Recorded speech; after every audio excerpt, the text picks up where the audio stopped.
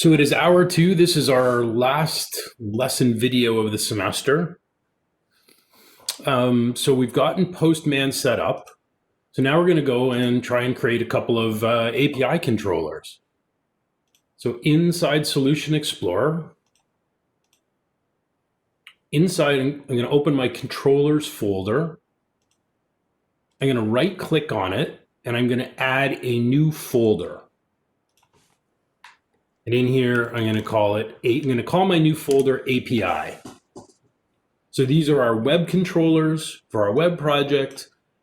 Inside, we're going to create a separate subfolder for our API controllers. And we're going to create 2 API controllers. So I'm going to right click my new API folder. I'm going to click Add Controller. And for the first one, I'm going to pick an API empty controller. Actually, I'm sorry. I want this one, an API with read-write actions. So this is kind of like a fake controller. Just click Add. Visual Studio is going to recommend the name Values Controller. That's fine. I'll just leave that name. Don't need to change anything here. So this is an API controller class with read-write actions. We'll call it Values Controller.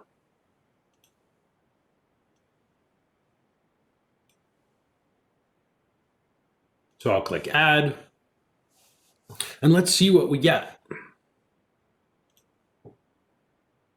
So it creates it in the namespace controller.api. That's the folder we're in. It's got this tag, which is root API, and then in square brackets, the name of the controller, which is values. Nope. No, I didn't do anything. So just make the subfolder and then make the read-write controller. And we can see the 5 methods that Visual Studio generates. There's a get method, so the URL will be API/values. So that's going to call this method, which is just going to return a string with value 1 and value 2. The second get method, it's the same exact URL with an ID parameter on the end. So this just returns the word value. So our first get returns an IEnumerable, a list of strings, and it takes no parameters. When we pass in an ID, this version takes an integer parameter and returns a single string instead of a list.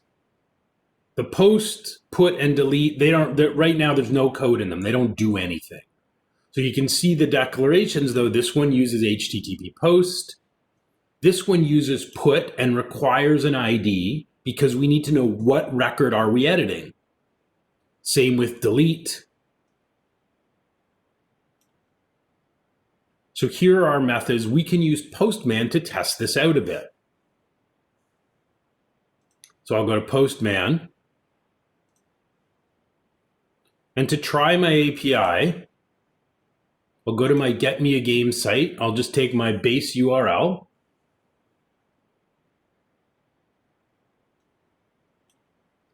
So you can just click on your home page.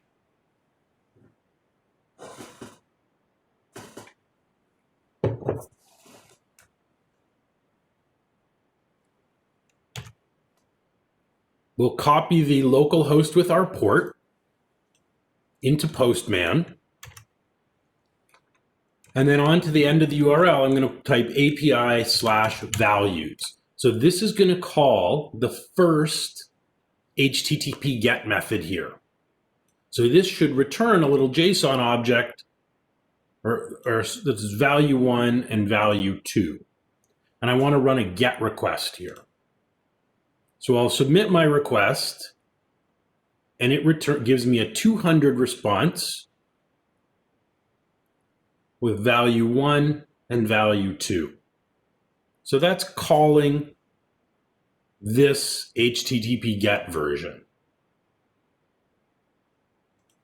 So again, just add your local host and the port /API/values and try your GET request. So I'm just putting the URL in the chat. I'm replacing the 55 in my project with X's. You'll obviously have to replace those two numbers with whatever the port number is on your computer. So this should give you value 1 and value 2. I now want to try the second GET method.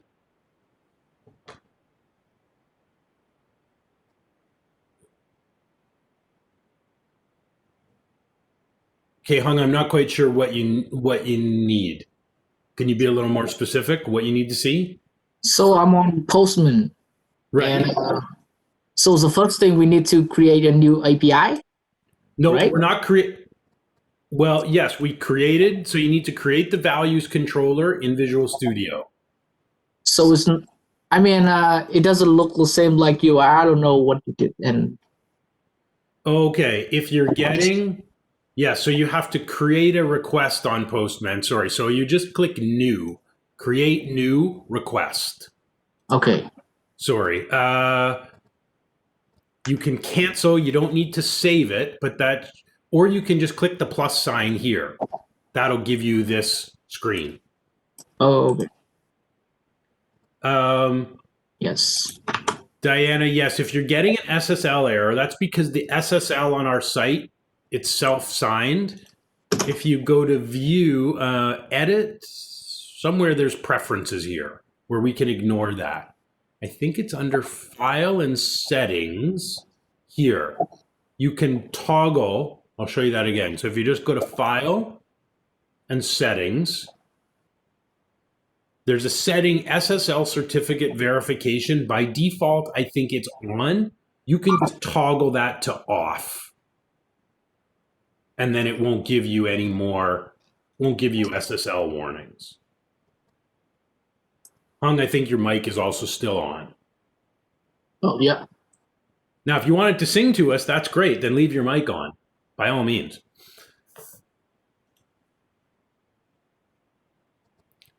So this is testing that first GET method. What do we need to do if we want to make a new request but try the second GET method? Right? So when we use this URL, API/values, calls the first GET method in the controller, which gives us value 1 and value 2. So this is being called. How would we call this version of the GET method instead using Postman?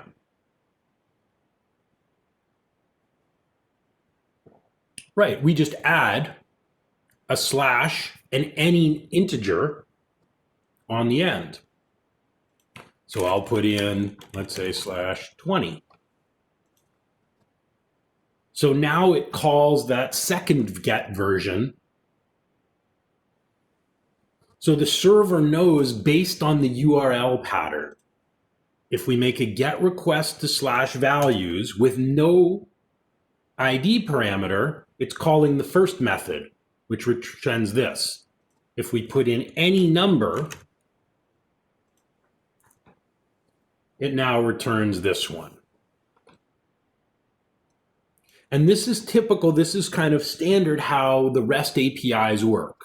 So GET calls when we want a list. Typically there's no parameter. If we're trying to get a specific record, we make a GET request at the same URL. We just append on the ID that we want. If we look at Spotify's API, that's what it's telling us. Right? If we want a list of artists, we call get v1/artists, there's no ID. But if we make the same call, same method, same endpoint, but we add on an ID parameter, it's then going to get a single artist. So in their get artists API, it says here's the endpoint.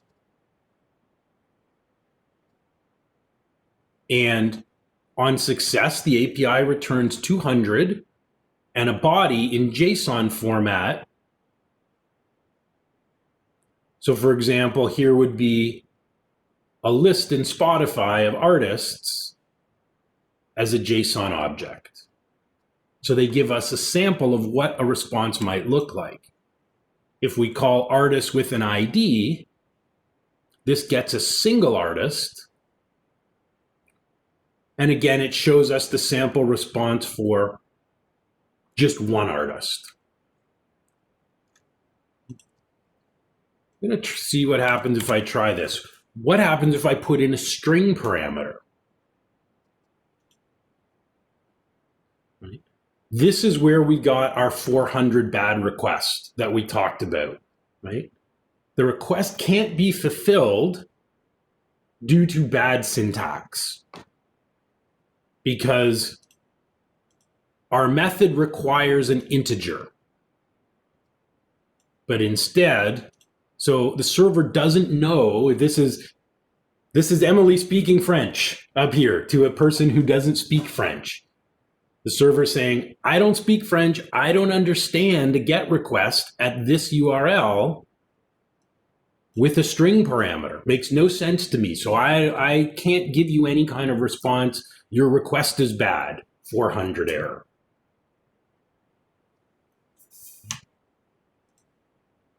So it gives us a JSON response, status 400. And the error here is the value A by ABC is not valid for our ID parameter.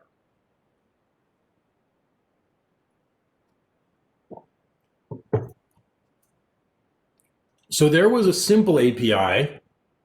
We're going to build one more controller, and this controller is all you need to do for the assignment. As I said, it's the easiest 5% you're ever going to get.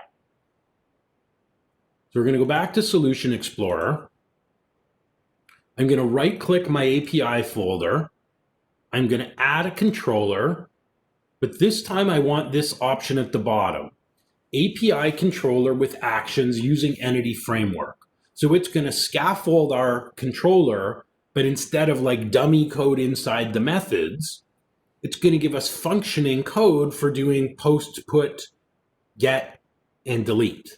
So pick this one, API controller with actions using Entity Framework. So we'll add. The model we're going to pick, let's pick our, just for fun, let's pick our cart model. So it's going to scaffold a carts controller.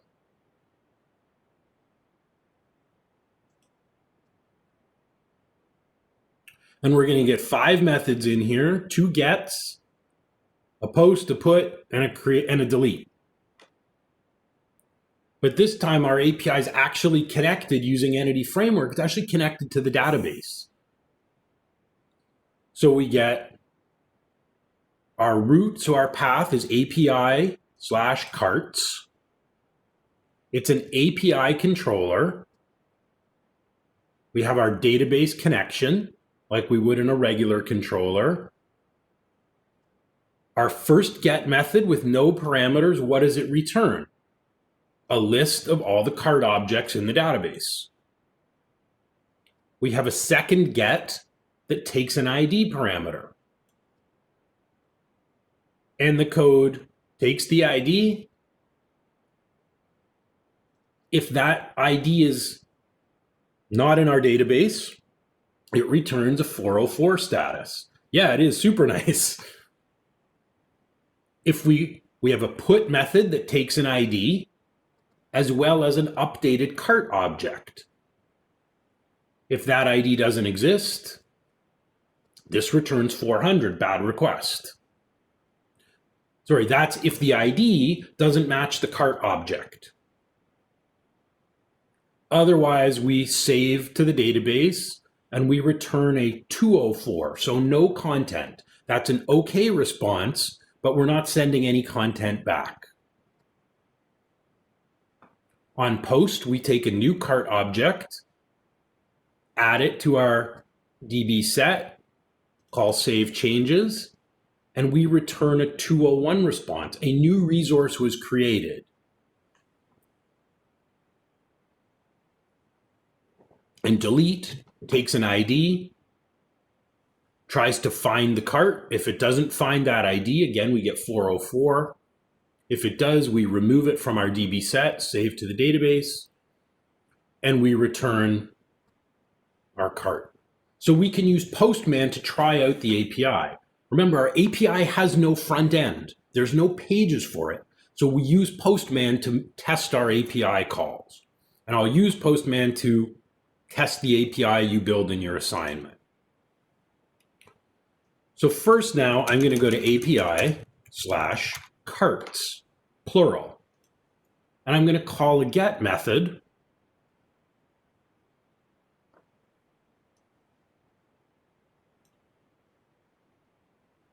So this should show us a JSON object that shows all of the shopping cart data. We'll click on pretty so we can see it better. Right? So here are all of the cart objects in our database. If I take the ID of any of them, so I've got cart 70, for example, I can do a separate GET request and say, only give me cart ID 70. So now it shows me cart ID 70 as product ID 4 for this customer. There's 2 of them at $79.99 created back on November 23rd. Yes, Stephen, I am. Thank you for checking. Always appreciate that.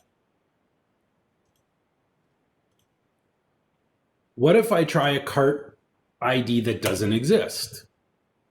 I'll try 700.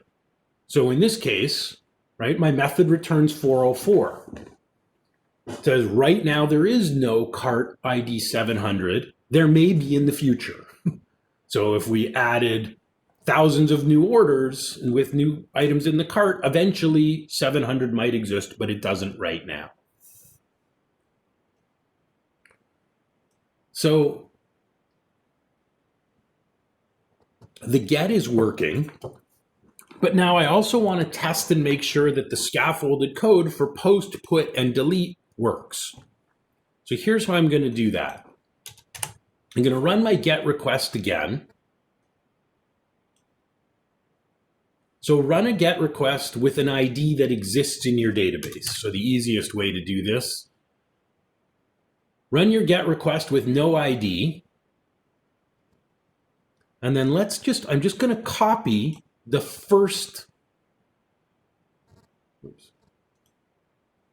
I'm just going to copy the first element here, the first thing that gets returned. So my first set of curly brackets, I'm just going to copy that. So I'm going to try the post. I want to create a new cart resource. Then I want to use put to update it. Then I want to use delete to remove it. So I'm going to copy that.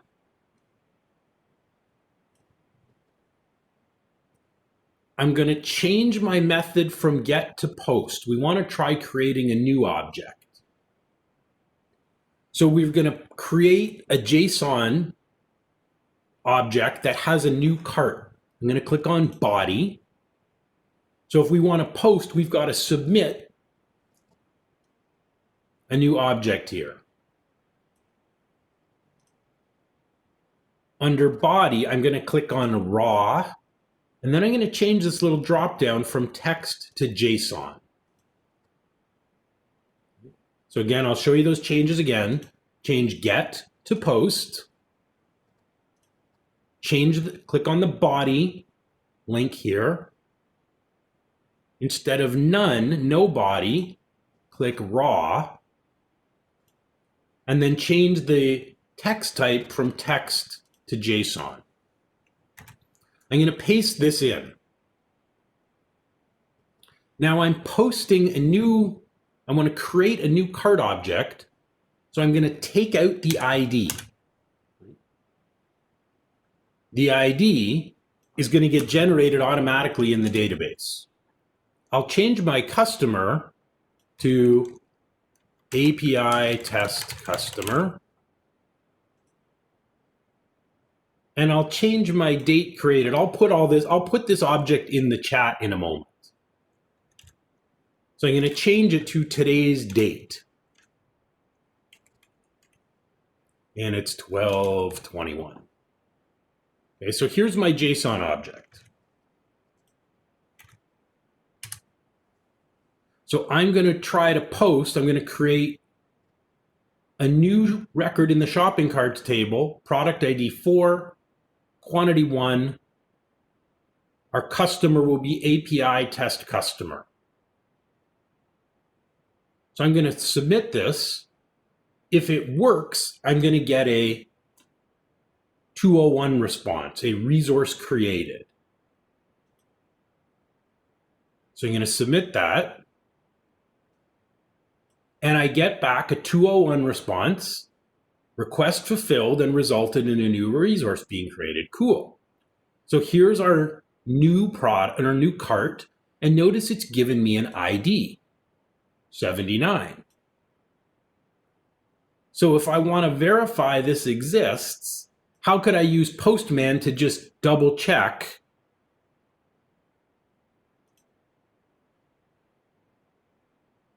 So if I get a 201 response, right, I could just now get, and I'll take my new ID, which for me is 79. In your database, it's probably going to be a different ID. So whatever ID shows up here in the results, I'm now going to add that and run a GET request. And now I can fetch my new cart record. So this is actually how I'm going to test your assignment 2, part 3. I'm going to run a GET to get all the records. Then I'm going to run GET with an ID to get 1. Then I'm going to post a new record. Yep, any controller. Then I'm going to do a put, and then I'm going to do a delete. So now what I'm going to do, I want to do a put. So I'm going to grab all of my JSON here. So here's my cart record. It includes the ID. Actually, sorry, I won't do the put yet. I'm just going to simulate what happens if I do a post. And let's say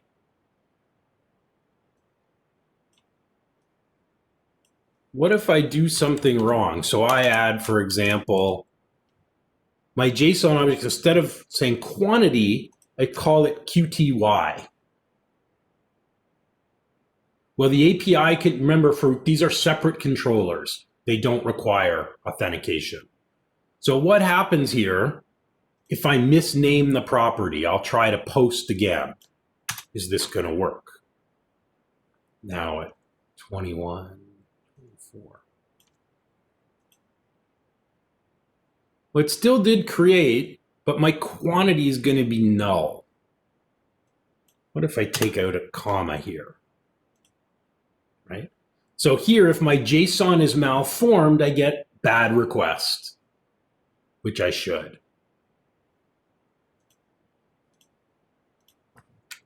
If I'm going to run a GET one more time, I'm going to fetch my object. I'm going to copy that JSON, and then I'm going to make an update to it. We want to use the put method. So I'm going to paste in my JSON. I'm going to change the quantity from 1 to 2. I'll change my time to 12:25. And now I'm going to change my method to put. So my ID in my URL is 79, and the ID in my request body in my JSON object is also 79. So this should update the quantity in the database from 1 to 2. So I'm going to send my request, and I get a 204, no content response. Server processed the request, but is not returning any content. So did the update work? Well, we don't know. So I've run put on ID 79. I've updated my quantity. I'll toggle my method back to GET to check. So now I'll click GET. And we'll notice this time the quantity has now been updated. So our put method worked. The quantity was 1 when we did post. We then changed it to 2. We did put, we executed the method, and it's been changed.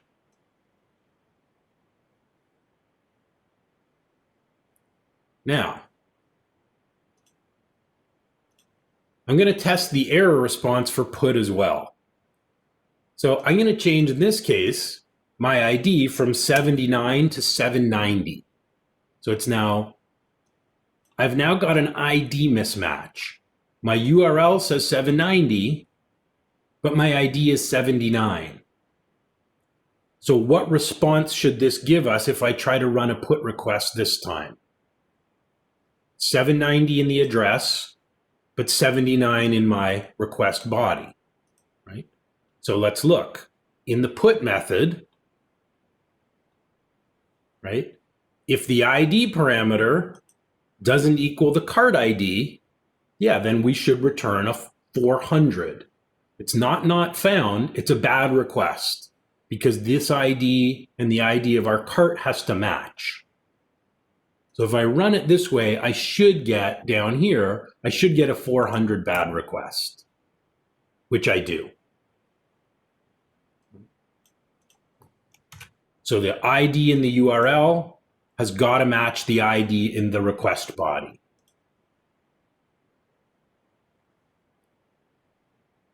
So now I want to try the delete method. So what do I do to test out our delete?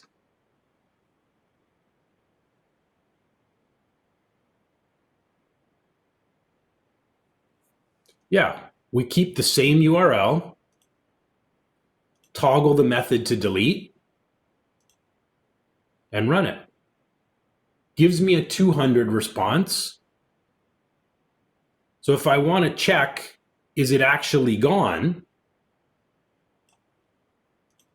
I can do one more GET request that API cart 79, and now I should get a 404 error, right? Because this resource doesn't exist anymore. It's been removed. So all the code in the scaffolding, it works. It allows me to get a list, get one, add, update, and delete. That's all you have to do from the assignment. Yeah, it's great. Super easy. So everything we just did, literally in your assignment, make a controllers API folder, click add controller, API controller with actions using entity framework, add, and then you can just test it with Postman just to make sure it works. But we have not written any code. You can just submit this 5 easy%. Okay. So I'm going to show you one more quick tool. You do not need this for the assignment, but you may need it on the final exam.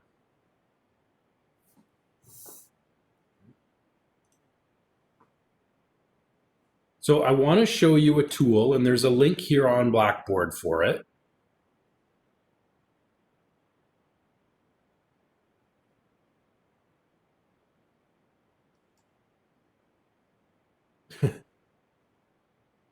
Sorry, this band?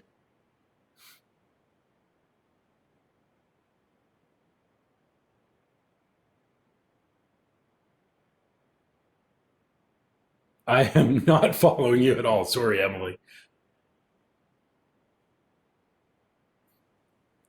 So this documenting APIs. Ah, okay. Got it. Well, you should just use whatever depends on your assignment. So, Maggie might create a movies API controller. So it depends what you're building in your assignment. So we're going to look at this tool called Swagger. Swagger is also known as Open API. It uses this tool to generate, it will inspect any API in our project and automatically create a documentation file for users that lists the methods and shows how they work. So in the project, we're going to add something.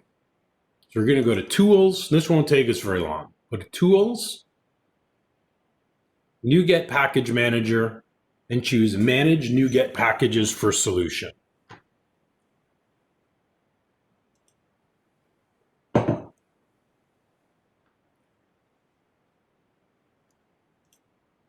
The package we're looking for works with Swagger. It's called swashbuckle.aspnet core. So click on the Browse tab over here. I'll put the package name in the chat for you.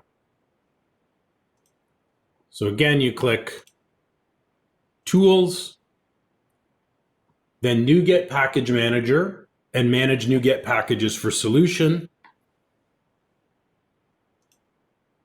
You click on the Browse link here, and we want to search for Swashbuckle. Swagger tools for documenting APIs built on ASP.NET Core. So I'm going to click on that.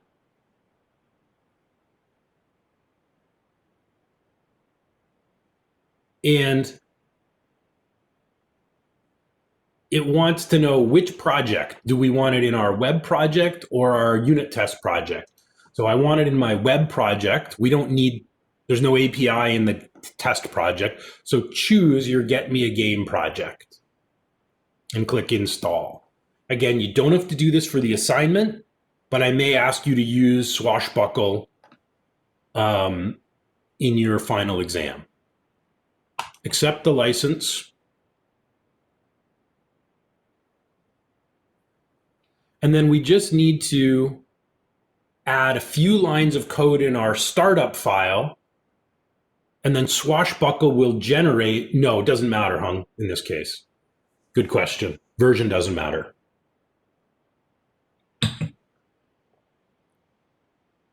So we'll go to our startup file, open that up,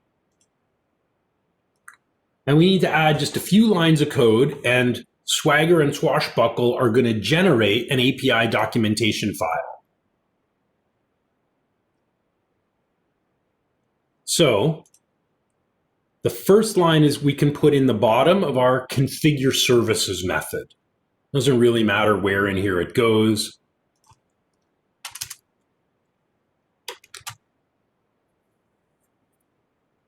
So we want to register the Swagger generator to define an API spec document. So in our services, we are going to add the Swagger generator with some options.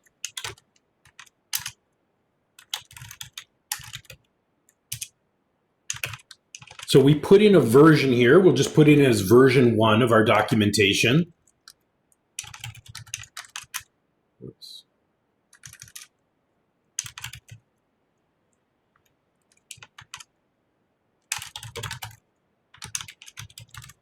So we'll call it Get Me a Game API. So this is the title that will appear at the top of the document, and we give it a version. So anytime we update the API,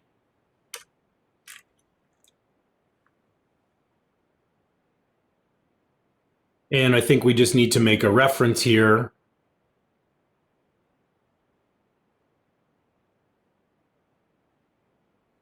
Okay, it wants us to install swashbuckle.core.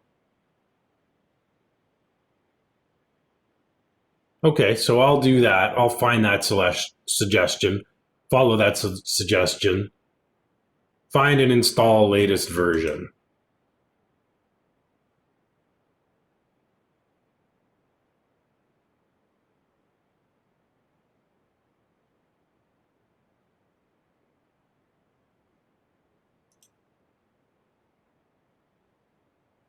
Oh, it wants these now in lowercase.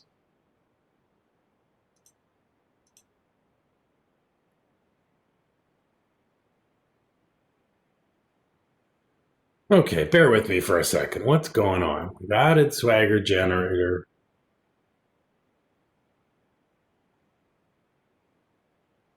Sorry, I'm going to scroll up to the top. We've got Swagger. I think this is not the right reference. Bear with me for a second. We're going to try this. We may need to add this. Swashbuckle.aspnetcore.swagger.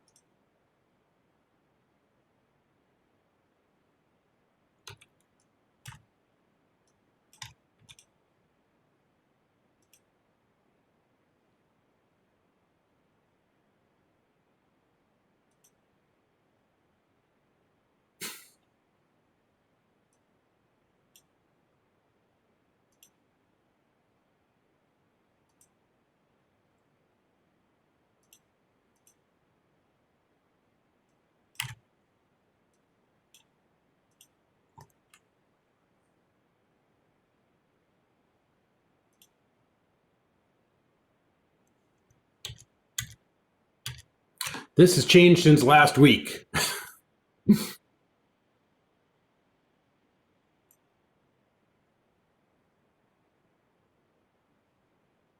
Okay, I'll go back to the documentation for just a second. Did they update this? So we want to get started with Swashbuckle. I'm just going to see if this has been updated. Apparently not. Okay, what did we do? We installed swashbuckle.aspnetcore.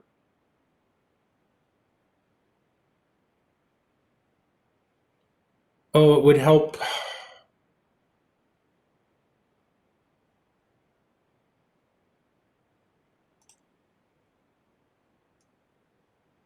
Sorry.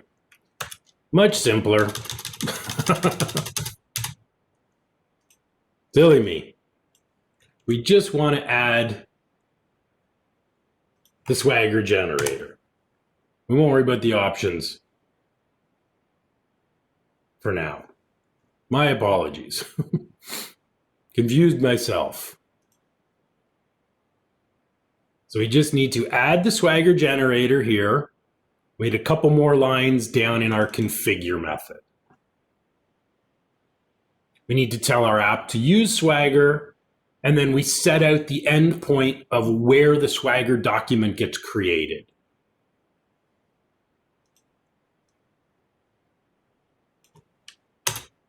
Yeah, it's old code in my lesson plan. I should follow the new tutorial. Set up endpoint of Swagger API doc. So we'll tell our app to use Swagger.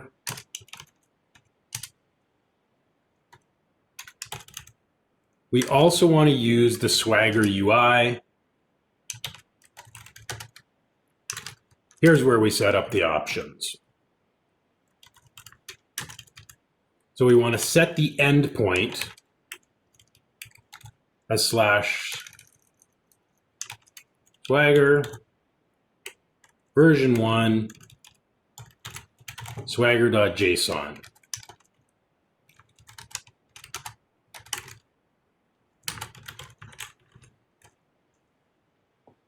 So this goes in our configure method. So every time we start our application, Swagger is going to be enabled.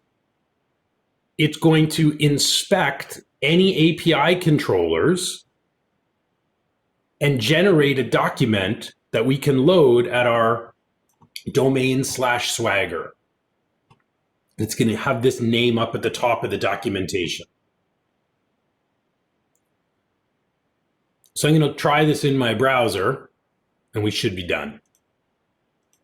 So in my browser, I'm just going to load localhost/Swagger.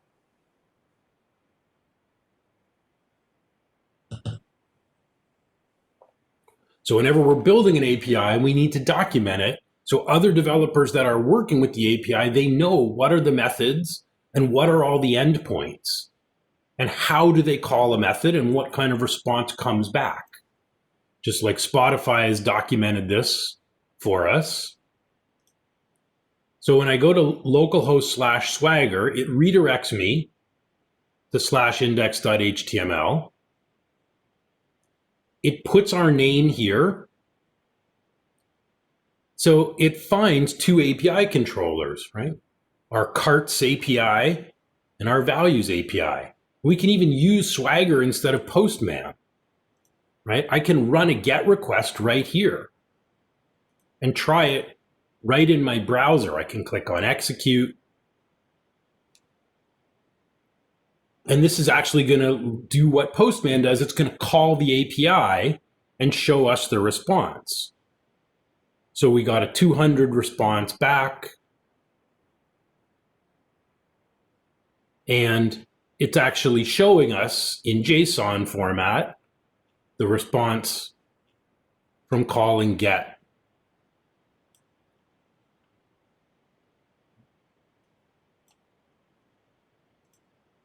So if I do GET with an ID, again, I could try it out, and it says here, put in an ID number here.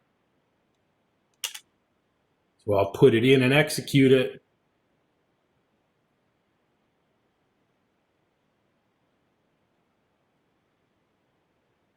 Well, this was our values controller. Yeah, so Swagger is not a .NET only tool. It can be used with anything, but it will inspect your API and generate all your documentation for you. So you do not need to do Swagger for the assignment, but you probably are going to need this on the final exam. So I'll be sure to include this code on GitHub for today. Okay. So you do have a quiz on API. That's all for today. So I would recommend, rather than waiting till next week to do the quiz and do assignment 2 part 3, we're wrapping up over an hour early today. Take 10 minutes and just do those things right now while this lesson is fresh in your mind. You do not have to publish to Azure. If your Azure is working, then yes, please do. If it's not, don't worry about it. But the faster things are on Azure, the more things are on Azure, the faster I can mark them.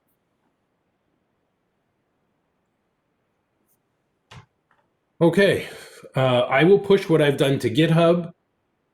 I'll put our lesson up on YouTube as soon as the recording finishes, and I will see you all next Monday.